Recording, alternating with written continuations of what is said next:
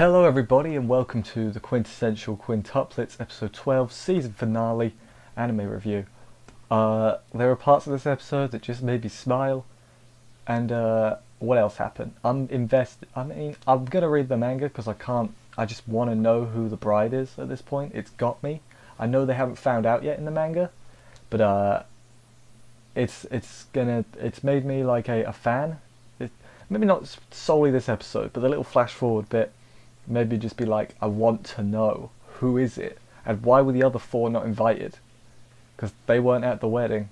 Are they all gonna like get into a fight? Oh man, I'm making up stuff in my head, and it's making me even more excited. Anyway, start at the beginning of the episode as always. Go through. At the end, I'll give my overall thoughts on the series and stuff like that. So yeah, so we begin. Miku says that both her and Itsuki should each hold a hand because he's got two hands. It was funny the way she said it. It's like, I've just realised he's got two hands. I was like, yes.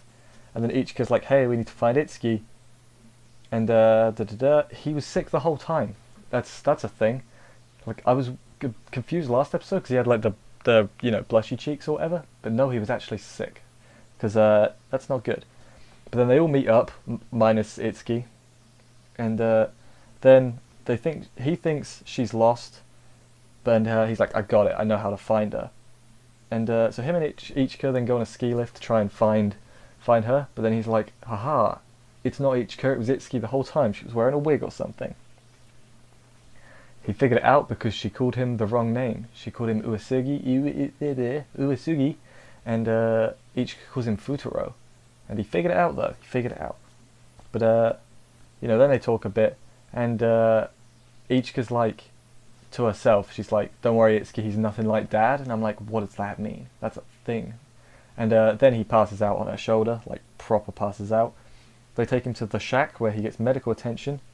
And then he tells them all to leave. He's like, just leave me alone, damn it. And tells Nino that, hey, Kintaro's not coming to dance with you, sorry.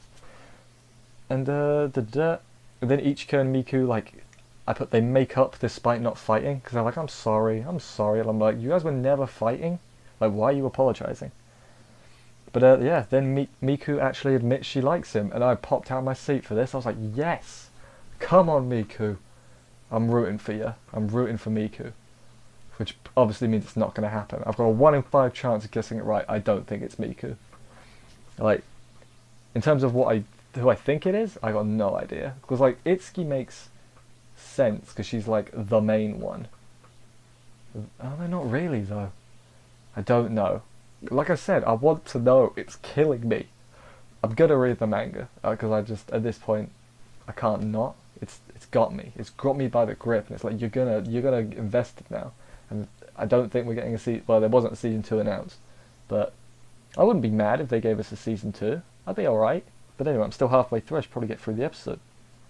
But Itsuki and Yotsuba find his notebook with stories in it. So basically, they all decide to go into his room, and they all like reach for the lights, but at the same time, it's like, haha, there's 5 of them. They're all there. They all snuck into his room, and then Itsuki holds his hand when the campfire ends, and then, which is a sweet bait and switch, because we get the fast forward of we go back to his wedding day. Raiha and Papa are there on the wedding day. She's exploring, she gives him the ring that he forgot. That guy's there. That guy whose name I've forgotten is there. Oh god, what's his name?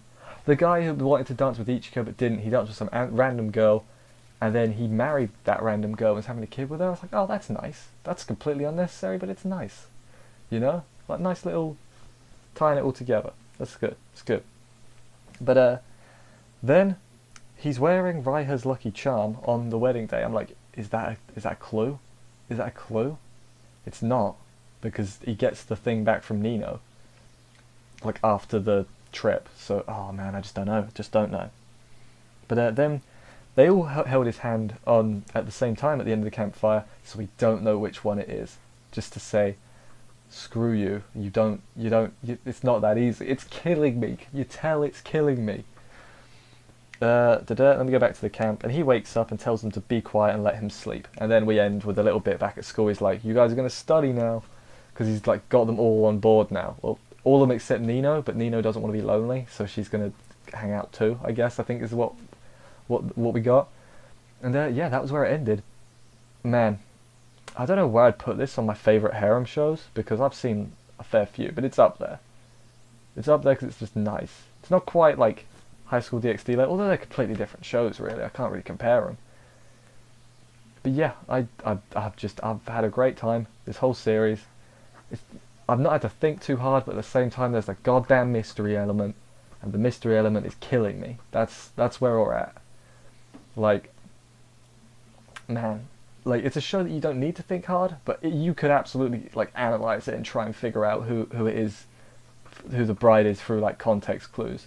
I mean, I'm sure, like, when it's revealed who it is, when the manga's finished or whatever, people will look back and be like, oh, look, here's a clue. Like, once you know the answer, it's easier to look for clues, if you know what I mean? Because it's more focused. Because essentially people are doing 5 times the work now to find clues to figure out who it is. But if you know who it is, the clue finding is easier, because you're looking at one specific character. That's what I think, anyway. But yeah, I hope you've enjoyed this series. I've enjoyed it. If they made a season 2, I'd be happy. You know, there's some shows where I'm like, it doesn't really need a season 2. This is like, doesn't really need a season 2. But if they made a season 2, I'd be overjoyed. I'd be like, yes, that's 12 more episodes of just fun. Let me know what you guys think about the series and stuff, and let me know who your best quintuplet is as well. We'll throw that in there. Mine is obviously Miku. I've made that pretty clear throughout this series. Let me know who yours favourite is in that. And what else? I had more to say. Leave suggestions for stuff to watch next season and do reviews of, and I'll look at it and be like, okay, sure. I will see you whatever video you decide to watch next. Bye, guys.